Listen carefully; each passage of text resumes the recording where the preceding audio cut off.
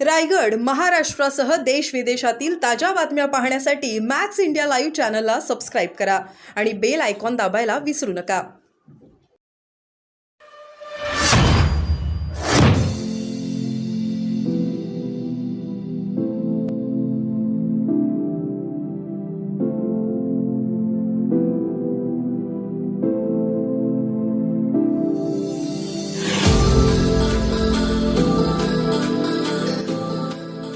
हे जागा वाटप फायनल झालेलं आहे. काही ठिकाणी 3 पक्षांचे ज्या याच्यावर दावे आहेत ते देखील 3 नेते मंडळी बसून येत्या 2-4 दिवसामध्ये संपवतील आणि जागा वाटप अतिशय चांगल्या पद्धतीने होईल. आता जागा वाटपामध्ये काही लोक इकडे तिकडे जात आहेत, त्याचं काही लोक भांडवल करतायत. मला असं वाटतं की कोणी इकडे तिकडे गेल्यामुळं, कोणीही इच्छुक म्हणून तिकडे गेल्यामुळं महायुतीवर काही फरक पडेल असं मला वाटत नाही. महायुती ही अभेद्य आहे आणि पुढचं सरकार देखील महायुतीचंच असणार आहे. आघाडीमधून पण अशी चर्चा आहे, युतीमधून पण अशी चर्चा आहे की बऱ्याचशा जागा आमचं फायनल झालंय, डिक्लेअर अजून कोणीच करत नाहीये. तर आधी दुसऱ्याचं होते मग आमचं करू असं काही विषय आहे? नाही, असं नाही. कारण मी सुदैवानं त्या कमिटीमध्ये आहे. आमचं जागा वाटप ही सिस्टीम वेगळी आहे. महाविकास आघाडीचं मुख्यमंत्री कोण आणि मग जागा वाटप आहे.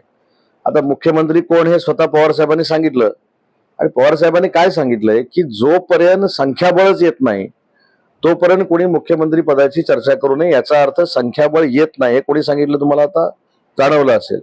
तरी सुद्धा काही गुडघ्याला बाशिंग बांधून आहेत म्हणून त्यांचं रखडलेलं आहे. आमचं स्पष्ट आहे की 3 नेत्यांच्या नेतृत्वाखाली आणि विशेषतः मुख्यमंत्री एकनाथ शिंदे साहेबांच्या नेतृत्वाखाली विधानसभेची निवडणूक होणार आहे आणि महायुतीमध्ये अतिशय चांगल्या पद्धतीनं समन्वय आहे. त्याच्यामुळे मला असं वाटतं की आमच्याकडे अशी चर्चा होत नाही. आमच्याकडे 3 नेते मंडळी बसतात आणि अतिशय संवेदनशीलपणे चर्चा करून सगळ्यांना भौगोलिक परिस्थिती माहिती असल्यामुळे तिकीट वाटप होतं.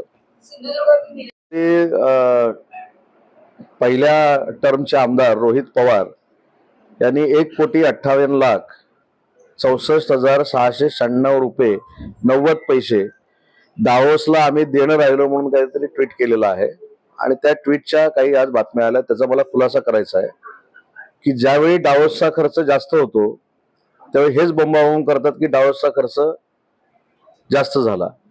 आता 8 महिन्यानंतर कोणीतरी हे नोटीस MIDC ला पाठवले की आमचे 1,58,00,000 रुपये देणं आहे. तर त्याला आम्ही कायदेशीररित्या उत्तर देऊ. आम्ही कोणाचेही पैसे देणं ठेवलेलं नाही. परंतु ही 8 महिन्यानंतर नोटीस आली आणि ती पहिली रोहित पवारांना कळली हे पहिलं बघितलं पाहिजे. कारण नोटीस पाठवणाऱ्यांचा गुरु तर हे नाही स्वतः, हे बघितलं पाहिजे.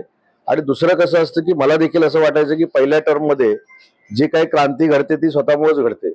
त्याच्यामुळे रोहितजींनी स्वतःच्या मतदारसंघामध्ये लक्ष घालावं, माहिती घ्यावी. आज महाविकास आघाडीमध्ये पहिलं ट्विट करण्यामध्ये कॉम्पिटिशन आहे आणि पहिलं ट्विट करतात आणि मग तोंडावर पडतात. तर तसं होऊ नये अशी माझी प्रामाणिकपणाची भावना आहे. त्याच्यामुळे MIDC कोणाचेही पैसे देणं नाही आणि ज्यांनी आम्हाला नोटीस पाठवलेली आहे त्यांना आम्ही व्यवस्थित कायदेशीररित्या उत्तर देऊ. रोहित पवारांनी कसा आरोप केलेला आहे की एकनाथ शिंदे यांची जी ताकद वाढलेली आहे, भाजपला कुठेतरी नापसंत आहे आणि पवारांचं ताकद कमी करण्यासाठी पवारांचं कुटुंब जे आहे ते फोडलं जातं.